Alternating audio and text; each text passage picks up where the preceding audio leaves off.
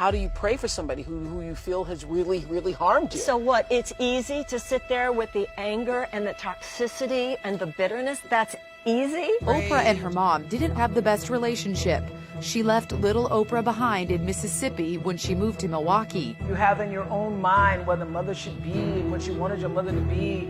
And in many cases, your mothers and your fathers can't be what your ideal is. What do you think is the biggest gift that you've given your daughter? I loved her the way that she loves people now.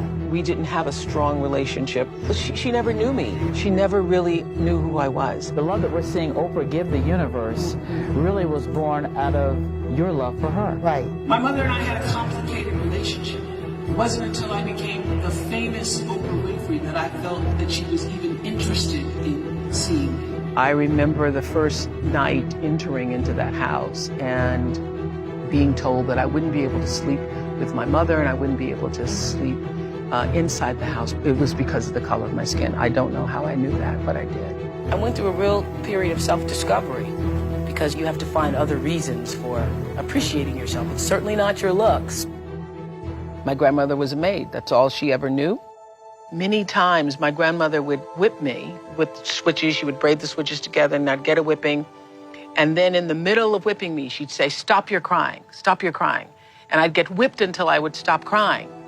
And then afterwards she would say, "You better wipe that pout off of your face. You better put a smile on your face." So you'd have to now act as though the beating that you just had didn't happen. I realized that that pain of not being able to express the emotion, that would be a huge pain body that I would end up carrying. When I was separated from my grandmother and sent to live with my mother at 6 years old, I suddenly land in a place that's completely foreign to me. I don't know anybody. I don't really even know my mother. I walked into that space feeling completely alone and abandoned with no explanation of why I was being sent away. I remember the first night entering into that house and being told that I wouldn't be able to sleep with my mother and I wouldn't be able to sleep inside the house, but there was a little foyer porch before you actually got inside the house. And I was put outside to sleep there. I later realized it's because it was the color of my skin.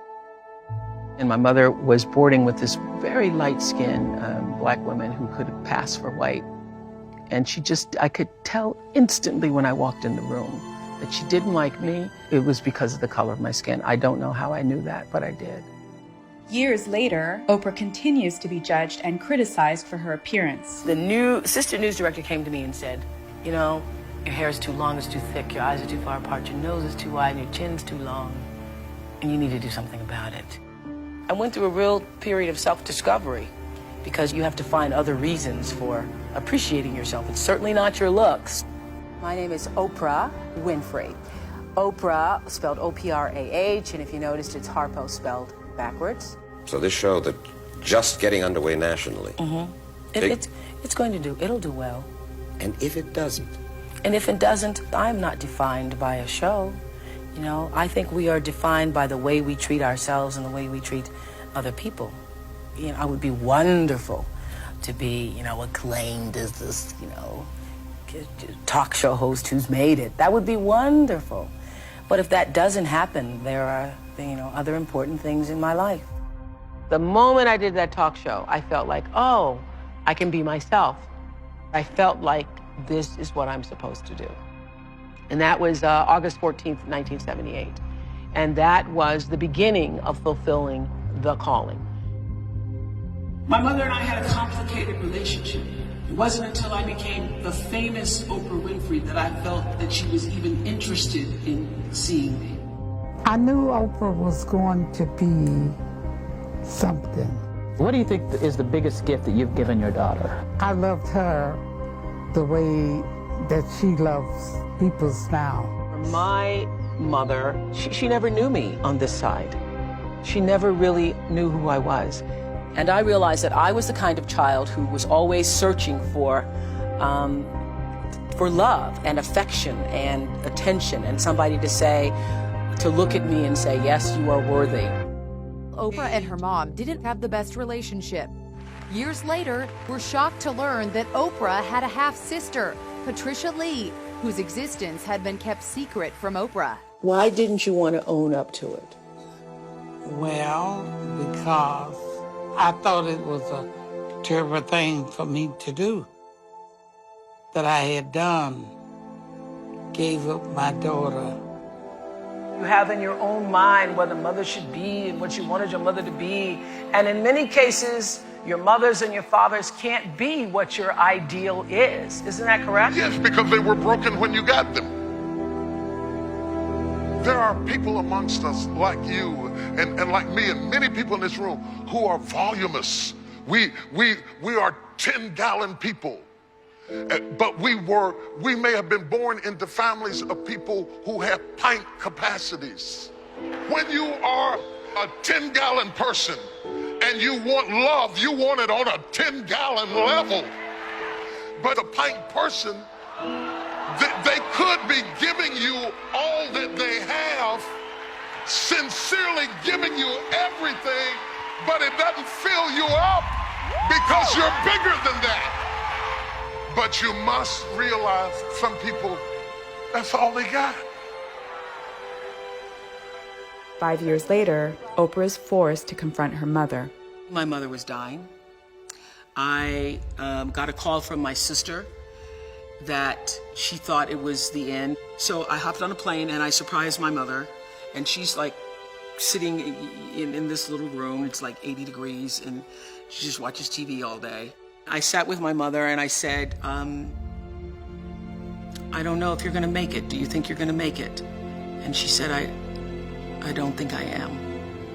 And I had a conversation with her about what that felt like. I started telling all the people who cared about her, if you want to say goodbye, you should come and say goodbye. And then I left, and I left knowing that that was going to be the last time. The next day, I had a bunch of meetings in California, and I canceled all of those meetings, and I went back to Milwaukee because I felt like I had not closed it. I wanted to make sure that I said everything I wanted to say. So I went back, and I waited for a way to say what I wanted to say. And I was praying for a way in, and I just walked in with my iPhone, and something said, voice said, play some music. So I started playing some music, and I could see that it opened her a little bit, because my mother's been a very closed down person. And I could see that the music gave me an opening to say what I needed to say. And what I said was, thank you. As a young girl, having a baby, no education, 17, you get pregnant with this baby. Lots of people would have told you to give that baby away. And you didn't do that. And I know that was hard. And I want you to know that no matter what, I know that you always did the best you knew how to do. I thank you for being the mother that you knew how to be, even though many times it wasn't what I thought I needed. And I want you to know I bless you and I give you peace, and I want you to go in peace and to know I love you. I would say to anybody, say the things that you need to say while the people are still alive, so that you are not one of those people living with regret about what you should have said. Forgiveness is giving up the hope that the past could be any different. You think forgiving means accepting what has happened to you. Well, it is accepting that it has happened to you. Not accepting that it was okay for it to happen. It is accepting that it has happened. When I got that, I think it took me to the next level of being a better person, because I don't hold grudges for anything or any situation, and neither should you. It's letting go so that the past does not hold you prisoner. Forgiveness is like medicine that can heal your pain, it can bring you peace, and ultimately, this is what we want for all of you, to be free. To be free. If I had held on to all the things that happened to me in my childhood and in my life, I wouldn't be standing here today. We were taught to think that it is powerful to hold people hostage with what they did wrong, that that's your power, that's how you get back. No, I didn't forget it, and I'm strong, and I'm tough. But it takes more strength to forgive than it does to be vengeful and angry. Forgiveness does not exonerate the perpetrator. It does not justify their behavior. Forgiveness is a gift you give yourself.